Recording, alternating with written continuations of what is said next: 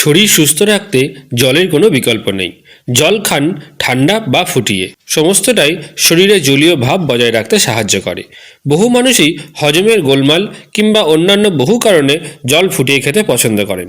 বিশেষজ্ঞরা জানাচ্ছেন জল ফুটিয়ে খাওয়ার বেশ কিছু ভালো দিক রয়েছে, আবার কিছু খারাপ দিকও রয়েছে। চলুন সেগুলোই আজকে ভিডিওতে জেনে নেওয়া যাক।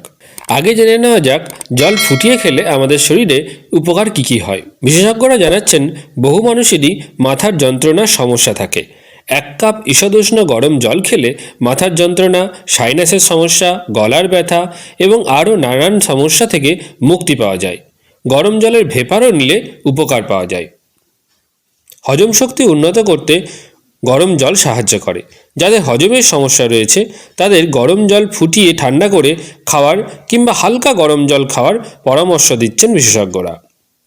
পর্যাপ্ত পরিমাণে জল না খেলে স্নায়ুর নানা সমস্যা দেখা দিতে পারে, তাই স্নায়ু সচল রাখতে জল ফুটিয়ে ঠান্ডা করে খাওয়ার কথা বলছেন বিশেষজ্ঞরা। কোষ্ঠকাঠিন্যের সমস্যা যাদের রয়েছে তাদের কোষ্ঠকাঠিন্য থেকে মুক্তি দেয় গরম জল। যাদের শীতকালে হাত পা ঠান্ডা হয়ে যাওয়ার সমস্যা রয়েছে তাদের জন্যও হালকা গরম জল ভীষণ উপকারী।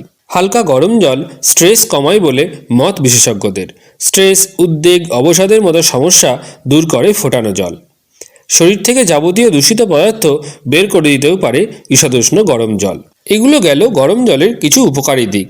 এর পাশাপাশি জল ফুটিয়ে খাওয়ার বেশ কিছু ক্ষতিকর দিকও আছে বলে জানাচ্ছেন বিভিন্ন বিশেষজ্ঞরা। তো এবার ফোটানো জল খেলে কি কি সমস্যা হতে পারে আসুন দেখে নেওয়া যাক। জল ফুটিয়ে খেলে জলের একাধিক উপাদান নষ্ট হয়ে যায়, যা শরীরের জন্য ভীষণ উপকারী। বহু মানুষই জল ফুটিয়ে খাওয়ার সঠিক পদ্ধতি জানে না। বিশেষজ্ঞদের মতে জল ফুটিয়ে খেলে উপকারের পরিবর্তে ক্ষতিও বেশ কিছু পরিমাণ হয়।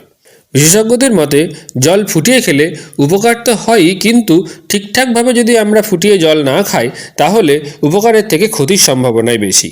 তাই জল ফুটিয়ে খাওয়ার আগে অবশ্যই চিকিৎসকের সঙ্গে পরামর্শ করে নেওয়া একান্তই দরকার। আজকের ভিডিওটি এই পর্যন্তই। এরকম ভিডিও আরও পেতে এখনই চ্যানেলটি সাবস্ক্রাইব করে রাখুন। ভিডিওটি ভালো লাগলে লাইক ও শেয়ার করার অনুরোধ রইল। দেখার জন্য ধন্যবাদ।